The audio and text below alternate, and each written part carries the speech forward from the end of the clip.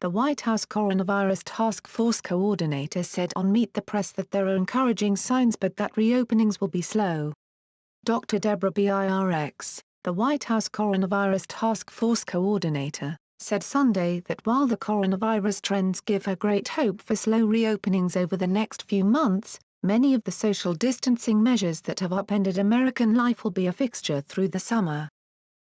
And while President Donald Trump and many governors pressed to reopen the economy, Birx said on NBC News Meet the Press that the U.S. needs a breakthrough on coronavirus testing to help screen Americans and get a more accurate picture of the virus spread.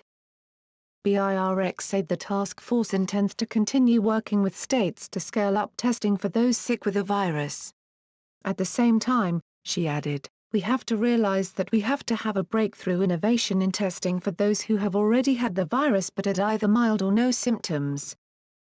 Birx said current diagnostic testing, which tests a sample from someone's nose or mouth for evidence of the live virus, can carry us through the spring and summer.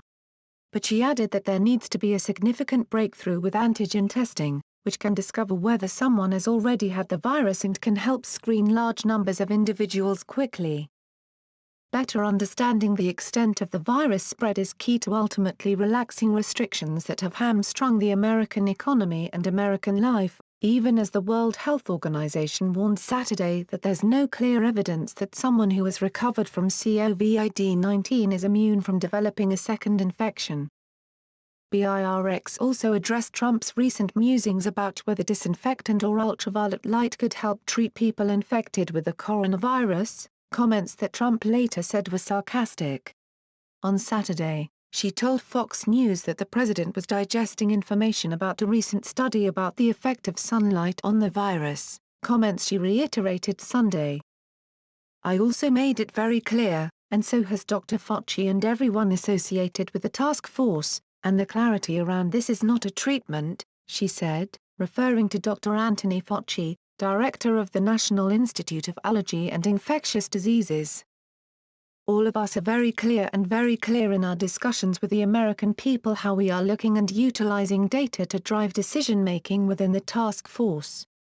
Birx voiced some optimism about the country's direction. Days after Vice President Mike Pence suggested that the virus will largely be behind us after Memorial Day, she said on Meet the Press that new modeling based on the virus progression in the U.S. is promising. Previously, we were using models based on data from around the world. Now we are very much tracking every single outbreak in the United States separately, she said. If you look at these outbreaks over time and you look at places like Louisiana, if you look at Houston, if you look at Detroit, if you look at how they've reached their peak and come down and what those cases look like as they come down, it gives us great hope when you project out Boston and Chicago and certainly the New York metro.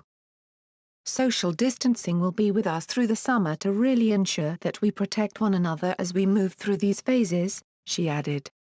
But there's been criticism that some states are moving too fast in seeking a return to some normalcy. Even Trump reversed course last week to criticize Governor Brian Kemp, for his decision to allow some businesses to reopen, criticism that came a day after Trump declined to take a swipe at Kemp's order. Asked whether she's concerned that some governors might move too quickly, Birx said, I've had really very good conversations with a series of governors.